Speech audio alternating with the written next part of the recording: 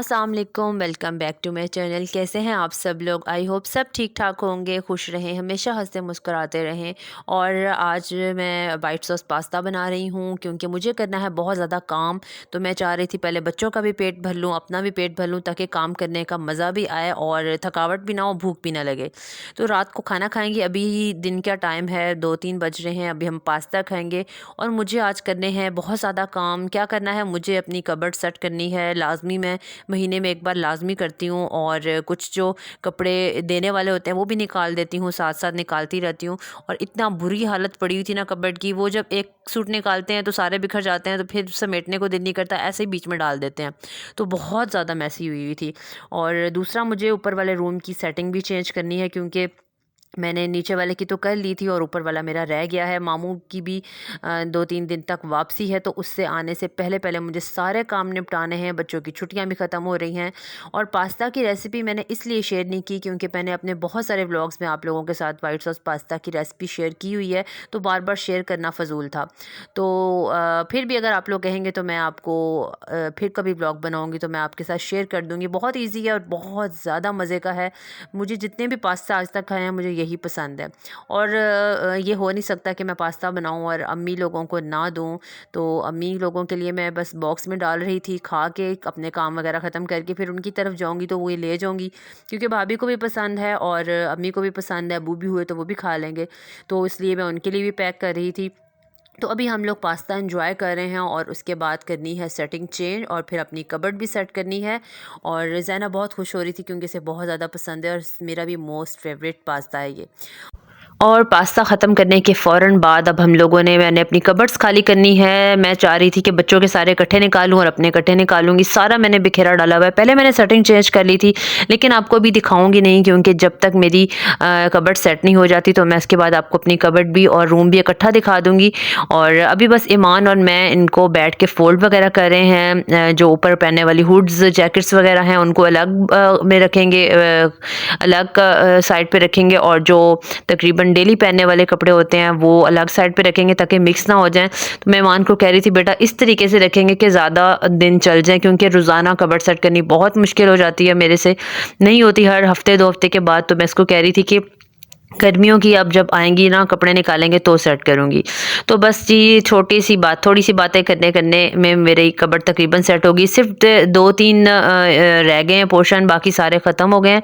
और मैं अब आपको अपनी सारी सेटिंग दिखाती हूँ। मैट्रेस जो है वो मैंने नीचे लगा दिया है, बेड मैंने दे दिया है, समझे कबाड़ी वाले को ही दे दिया, क्योंकि बिल्कुल ही ख़राब हो गया था। उसकी अंदर वाली चीज़ बिल्कुल टूट रही थी। और सोफ़ा पोशिश के लिए दिया था, वो भी अल्हम्दुलिल्लाह आ चुका है।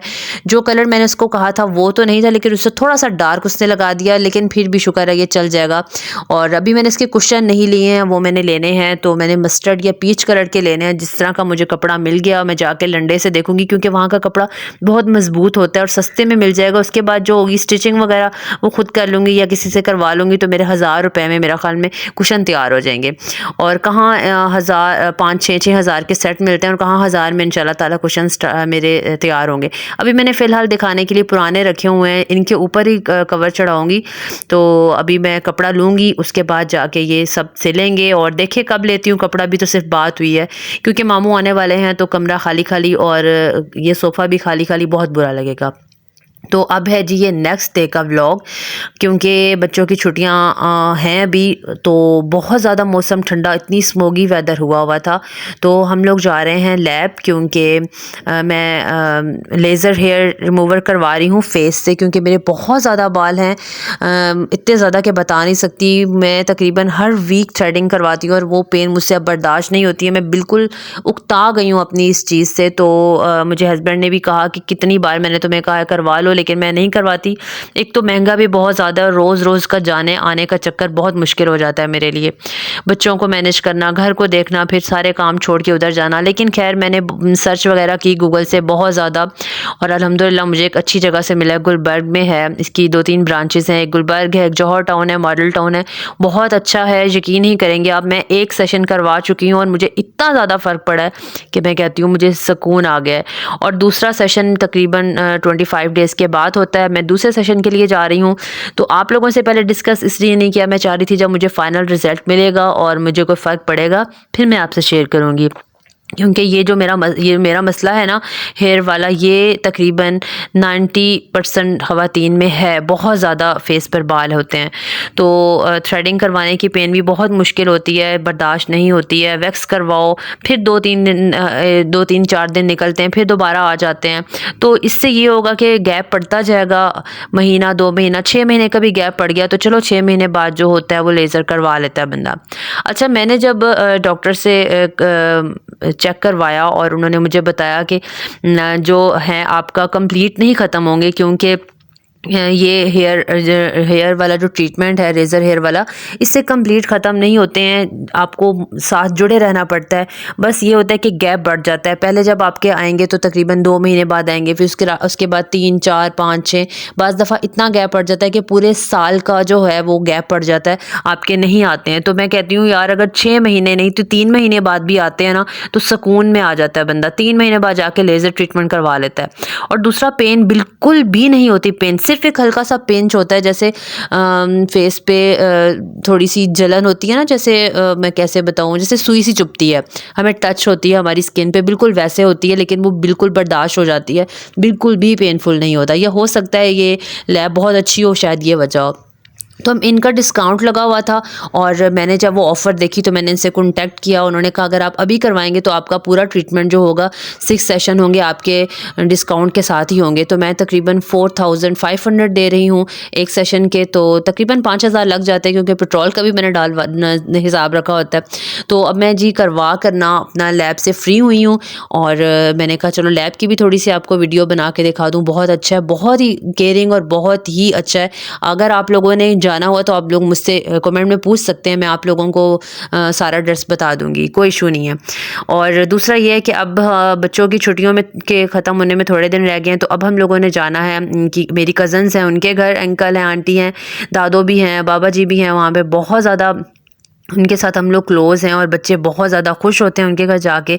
तो आज हम लोग उनके घर आज जा रहे हैं और वहाँ पर रहना भी है, क्योंकि सैटरडे है, कल संडे है, तो संडे का आधा दिन गुजार के तो फिर हम लोग इंशाल्लाह घर वापस आ जाएंगे। तो बस ये बच्चे बहुत ज़्यादा एक्साइटेड हैं, क्योंकि वहाँ जाने में बहुत ज़्यादा खुश होते हैं। हालाँकि वहाँ बच्चे नहीं हैं, इन कज़न्स हैं जो तकरीबन मुझसे छोटी हैं और बच्चों से बहुत बड़ी हैं, इनकी आपियाँ लगती हैं, लेकिन ये बिल्कुल वैसी हैं उनके साथ जैसे इनकी फ्रेंड्स हों, तो बहुत ज़्यादा खुश होती हैं। तो बस अब मैं वहाँ जा रही हूँ इनको लेकर, और वहाँ जाएंगे और रहेंगे और एंजॉय करेंगे। और यहाँ पर हमने सारा दिन गुजारा, बहुत ज़्यादा एंजॉय किया। अभी सुबह का टाइम है, ज़ैनब को मैंने उठाया है कि नाश्ता बनाते हैं, तो दादो नाश्ता बनाने जा रही थी, तो मैंने कहा चलो मैं भी साथ हेल्प करती हूँ, मैं ऑमलेट वगैरह बना दूँगी, वो नाश्ता बना देंगी। ज़्यादा वीडियो नहीं बनाई क्योंकि अच्छा नहीं लगता किसी के घर जाके मैं ऐसे कैमरा खोल के शूट करने लग पड़ूँ, बहुत बुरा लगता है मुझे, क्योंकि फैमिली टाइमिंग होता है, हर किसी का अपनी पर्सनल लाइफ होती है, गपशप लगाते हैं, बैठते हैं, बातें करते हैं। तो मैं नहीं चाह रही थी कि मैं वीडियो बनाऊँ। तो बस अभी किचन में आए हैं, मैं और दादो मिलके नाश्ता बनाएंगे, साथ ही फिर आंटी भी आ गई थी, तो हम तीनों ने मिलके नाश्ता बनाया था। बहुत ज़्यादा एंजॉय किया था अल्हम्दुलिल्लाह।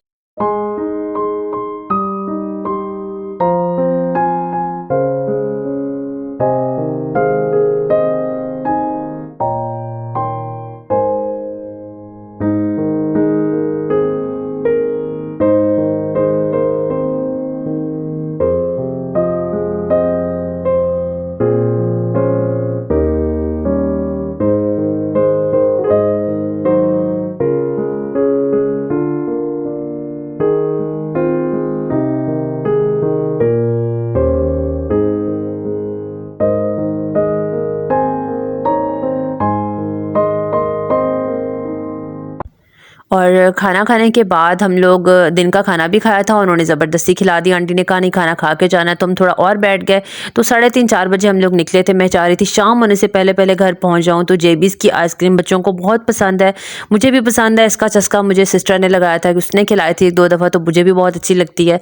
तो मैंने कहा चलो अल-फतेह पे जाना था, मुझे कुछ सामान लेना था, ख़त्म हुआ था और वो वहीं से मिलता है। वैसे अल-फतेह बहुत महंगा है, तो मैंने बस वहाँ से सामान उठाया और फिर इनको आइसक्रीम खिलाई और अब जा रही हूँ घर। आई होप आपको व्लॉग अच्छा लगा होगा। अगर अच्छा लगा तो जल्दी से चैनल को भी सब्सक्राइब कर दें, वीडियो को लाइक कर दें, दुआओं में याद रखिएगा, अपना बहुत ज़्यादा ख्याल रखिएगा। अल्लाह हाफिज़।